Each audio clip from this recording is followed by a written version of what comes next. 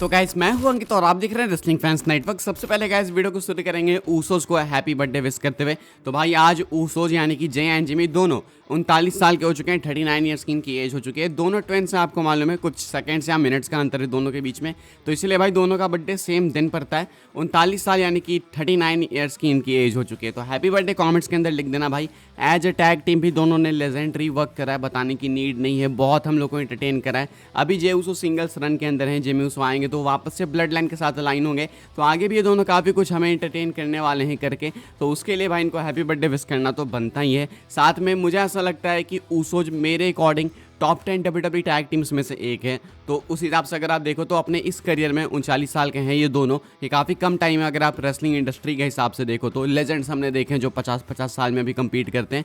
तो अगर आप 39 साल के हिसाब से देखो तो मेरे अकॉर्डिंग तो ये टॉप 10 में है। एंड अगर ये सबके अकॉर्डिंग टॉप 10 में है देन बिलीव मी भाई इन्होंने बहुत कुछ अचीव कर लिया है। आई डोंट थिंक कुछ बचा भी है अचीव करने को। क्या आपको लगता है कुछ बचा है? आई थिंक अगर कुछ बचा है तो वो है कि सिंगल्स रन में दोनों को सिंगल्स टाइटल मिले, बस यही बचा है। जे ऊसो तो काफ़ी क्लोज पहुंच भी चुके हैं उस चीज़ के। मे भी आगे जाके डाउन द लाइन में जिमी ऊसो भी प्रोबेबली सिंगल्स रन में किसी टाइटल की तरफ जाते हुए देखने को मिल सकते हैं। हैप्पी बर्थडे भाई मेरी तरफ से दोनों को। आप भी कमेंट्स के अंदर लिख सकते हो। आगे बढ़ते हैं गाइस, बात करते हैं अगली स्टोरी के बारे में जो कि रोंडा राउजी को लेके। मैं आपको बता नहीं रहा हूँ पिछले कुछ टाइम से भाई कि रोंडा राउजी के जो शब्द हैं वो WWE के लिए बिल्कुल ऑल ऑफ अ सडन बदल से गए। पहले रोंडा राउजी पता नहीं किस गुस्से में रहती थी, हमेशा WWE को बैस करना, कभी इस चीज़ के लिए तो कभी उस चीज़ के लिए। कभी कदार इनके रीजन्स एक्चुअली में वैलिड होते थे तो कभी बिल्कुल भी वैलिड नहीं होते थे। लेकिन अभी रिसेंटली रोंडा राउजी WWE को अप्रिशिएट कर रही है। अभी रिसेंटली रोंडा राउजी एक Q&A सेशन में रिप्लाई करते हैं एक फ़ैन का। इनसे क्वेश्चन पूछा जाता है कि क्या ये WWE के अंदर वापस आ सकती हैं, तो कहती हैं कि हाँ मैं इस चीज़ को कंसिडर करूँगी।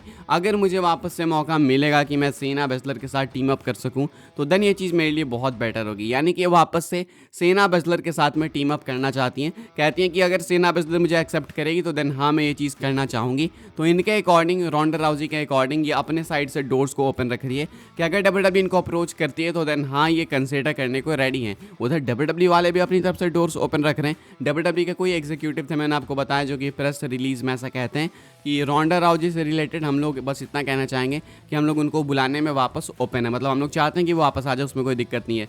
देन मुझे समझ नहीं आता कि इस Q&A सेशन से पहले रोंडा राउजी कह रही थी कि वो तो रिटायर हो चुकी हैं, लेकिन अब फिर वो कहती हैं कि हाँ वो कंसिडर कर सकती हैं। तो रोंडा राउजी के शब्द बोल काफ़ी बदल चुके हैं। मैं आपको बता रहा था भाई कि ये कहीं ना कहीं एक हिंट है इनका, मीठा मीठा बोलना WWE के लिए। ये एक हिंट है कि ये वापस से आना चाहती हैं WWE के अंदर। ट्रिपल एच के रेज्यूमे की तारीफ कर रही थी, ये वो बहुत सारी चीज़ें।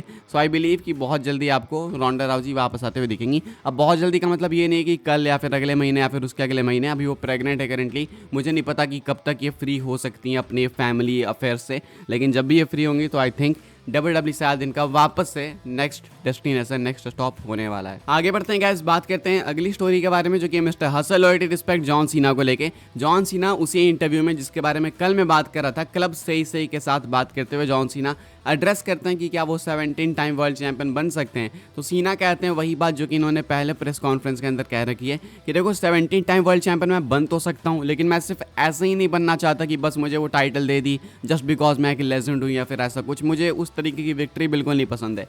मैं इस चीज़ को अर्न करना चाहता हूँ जिस तरीके से बाकी रेसलर्स अर्न करते हैं। अब इसके लिए आपके पास बहुत सारी अपॉर्चुनिटीज़ है। अब मैं तो या तो भाई रॉयल रंबल जीत के सीधा रेसलमेनिया में टाइटल के लिए फेस कर सकता हूँ चैंपियन को, या नहीं तो एलिमिनेशन चेंबर भी आपको एक स्पॉट गारंटी करता है, या नहीं तो may be money in the bank brief के जीत के। तो फेयरवेल टूर में स्पेशलिटी एक यही है भाई कि मुझे इन सारे मैचेस में कम्पीट करने का मौका मिल सकता है अगर मुझे मौका मिलता है। एंड अगर मैं किसी एक में भी जीत जाता हूँ तो देन मुझे मौका मिलेगा कि मैं वर्ल्ड टाइटल के लिए चैलेंज करूँगा।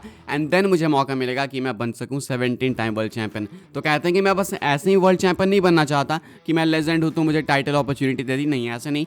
मैं चीज़ों को अर्न करना चाहता हूं एंड अगर सिस्टमैटिक तरीके से स्टोरी लाइन के हिसाब से सारी चीज़ें सही बैठती है एक पैटर्न के अंदर, एंड अगर मुझे अपॉर्चुनिटी मिलती है तो देन मैं डेफिनेटली 17 टाइम वर्ल्ड चैंपियन बनना चाहूँगा। आई मीन कौन नहीं बनना चाहेगा भाई, ये रिकॉर्ड कौन नहीं तोड़ना चाहेगा रिक फ्लेयर का। John Cena already record tie करते हैं, अगर एक बार जीत जाएंगे तो रिकॉर्ड तोड़ देंगे। एंड मुझे बिलीव है कि WWE इस चीज़ को करेगी ही करेगी। मुझे नहीं लगता है कि WWE रिक फ्लेयर को ढोना चाहेगी भाई हमेशा के लिए कि रिक फ्लेयर के पास हाईएस्ट नंबर ऑफ रेंस रही है। मुझे लगता है कि जॉन सीना को ऐड करना चाहेंगे।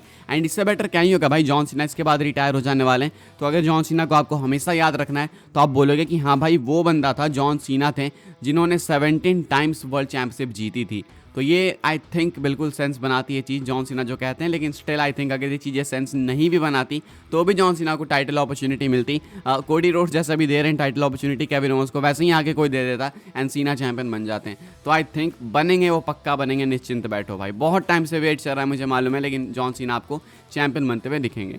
आगे बढ़ते हैं गाइस, बात करते हैं अगली स्टोरी के बारे में जो कि फिनोमिनल वन एज स्टाइल्स को लेके। क्या तकलीफ है भाई सज्जन को, एज स्टाइल्स की वापसी को लेके मैं आपको अपडेट बता रहा हूँ। पता नहीं क्या दिक्कत है, इससे पहले भी एज स्टाइल्स जब वापस आने वाले थे तो इनके रिटर्न को पहले एडवर्टाइज करा गया, फिर पोस्टपोन करा गया, फिर एडवर्टाइज करा गया, फिर पोस्टपोन करा गया, उसके बाद कितने टाइम बाद आए। ये सेम चक्कर अभी फिर से हो रहा है। पहले बताया गया, पीडब्ल्यू इंसाइडर का कहना था कि एज स्टाइल्स पिछले स्मैकडाउन में ही आ जाते हैं, उसमें नहीं आए, उसके अगले वाले में भी नहीं आए। फिर बताया गया कि बैश इन बर्लिन से पहले तो आ ही जाएंगे, एंड अभी भी नहीं लगता है कि एज स्टाइल्स वापस आने वाले हैं। हालांकि ये कंफर्म नहीं है, जिस तरीके से ये नहीं कंफर्म है कि एज स्टाइल्स कब आएंगे, उसी तरीके से ये भी नहीं कंफर्म है कि क्या वो बैश इन बर्लिन से पहले वापस नहीं आएंगे। चांसेस हैं, पीडब्ल्यू इंसाइडर का कहना है, लेकिन जिस तरीके से डब्ल्यूडब्ल्यू आगे बढ़ रही है देख के लगता नहीं है कि बैश इन बर्लिन से पहले एज स्टाइल्स आएंगे। क्योंकि आपको लगता है क्या कि as styles bash in Berlin से पहले आके अपने मैच को सेट कर लेंगे? मुझे नहीं लगता। आई थिंक अभी जो हम लोग समर स्लैम के टाइम सोच रहे थे कि समर स्लैम के बाद आएंगे एज स्टाइल्स, एक प्रॉपर फ्रेश फ्यूड स्टार्ट करेंगे, नाउ आई थिंक कि अब वो चीज़ बैश इन बर्लिन के बाद होने वाली है। हालांकि ये कंफर्म नहीं है, ना ही वो कंफर्म है कि एज स्टाइल्स कब आएंगे और ना ही ये कंफर्म है कि ये बैश इन बर्लिन से पहले नहीं आएंगे। देखना है कब आते हैं। अभी फिर से वही संशय वाली सिचुएशन है, तो स्टेटस को लेके वही बोलूँगा मैं कि कुछ कंफर्म नहीं है, लेकिन चांसेस अभी थोड़े से ज़्यादा इधर इंक्लाइन होते हुए दिख रहे हैं कि एज स्टाइल्स में भी बैश इन बर्लिन के बाद अपना कमबैक करते हुए दिखेंगे। बात करते हैं गाइस हम लोग अपनी नेक्स्ट एंड फाइनल स्टोरी के बारे में, एंड ये है डब्ल्यूडब्ल्यू के न्यू स्टेजेस को लेके। ये चीज़ अभी रिसेंटली में लोगों को काफ़ी परेशान कर रही है कि भाई ये क्या डब्बा लगा दे रहे हैं भाई एंट्रेंस पे। ऐसा लगता है कार्डबोर्ड काट के बस लगा देते हैं एंट्रेंस के नाम पे, बस कुछ भी स्टेज के नाम पे कुछ भी लगा के रखा इन्होंने। तो क्या भाई अभी भी एक चांस है कि हमें न्यू स्टेजेस देखने को मिले Monday night and Friday night SmackDown के लिए? तो जी हाँ भाई, एक चांस है। एंड अगर यहाँ पे नहीं देखने को मिला ना, देन मुझे नहीं लगता है कि ये कभी स्टेज वगैरह बदलने वाले हैं। स्मैकडाउन के चांसेस थोड़े कम है, लेकिन मंडे नाइट रॉ के चांसेस थोड़े ज़्यादा है। अभी स्मैकडाउन 13 सितंबर को जाने वाली है भाई यूएस नेटवर्क पे, तो या तो वहाँ पे आपको न्यू स्टेज डेब्यू करते हुए देखेंगे, लेकिन इसके चांसेस बहुत कम है, नेग्लेजिबल में है, बिकॉज ये काफ़ी क्लोज है। लेकिन सबसे ज़्यादा चांसेस अगर किसी के हैं तो वो है भाई मंडे नाइट रॉ के, जो कि अगले साल नेटफ्लिक्स पे जाने वाला है, एंड शायद उस एपिसोड में आपको स्टेज चेंज होते हुए दिखे। अब अगर मंडे नाइट रॉ का स्टेज चेंज होगा तो स्मैकडाउन का भी कर देंगे, हमने देख रखा है, ये साथ में कर देते हैं। तो आई थिंक ज़्यादा चांसेस मंडे नाइट रॉ के, यानी कि अगले साल के बिगिनिंग के उस टाइम अगर रॉ का स्टेज चेंज होगा तो देन स्मैकडाउन की भी काय पलट आपको होते हुए देखने को मिल जाएगी। दोनों का स्टेज सेम है, सो आई थिंक हो सकता है। अभी देखो एक चांस है भाई, बिल्कुल कंफर्म नहीं है, लेकिन अगर यहाँ पे स्टेज चेंज ये लोग नहीं करते हैं ना भाई, तो ये कभी नहीं करेंगे, इतना तो आप मान लो। मतलब बहुत टाइम से पका के रखा इन्होंने स्टेज के मामले में।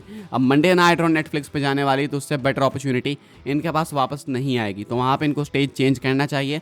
चांसेस भी हैं, लेट्स सी इसको लेके अगर कोई ऑफिशियल अपडेट वगैरह आएगी किसी ट्रस्टेड सोर्स की तरफ से तो मैं आपको बताऊंगा। लेकिन अभी मैं आपको इतना बता सकता हूँ कि एक और मौका है, एंड फिंगर्स क्रॉस करके रखो कि डब्ल्यूडब्ल्यू नेटफ्लिक्स पे जब जाए तो वहाँ पे स्टेज चेंज कर दे। इस वीडियो के लिए गाइस बस ये कुछ अपडेट्स थी। आई होप आपको इन्फॉर्मेशन मिली हो तो वीडियो को लाइक करें, शेयर करें, सब्सक्राइब करें चैनल को, ताकि आने वाले टाइम के अंदर आपको और भी ऐसी डब्ल्यूडब्ल्यू की न्यूज़ अपडेट्स जानने को मिलते रहे। फॉलो कर सकते हैं आप लोग मुझे इंस्टाग्राम एंड ट्विटर पर, लिंक आपको मिल जाएगी डिस्क्रिप्शन में। ज्वाइन कर सकते हैं व्हाट्सएप चैनल को, उसके भी लिंक है डिस्क्रिप्शन में। मिलूंगा मैं आपसे अगले वीडियो में, तब तक के लिए गुड बाय, सी यू।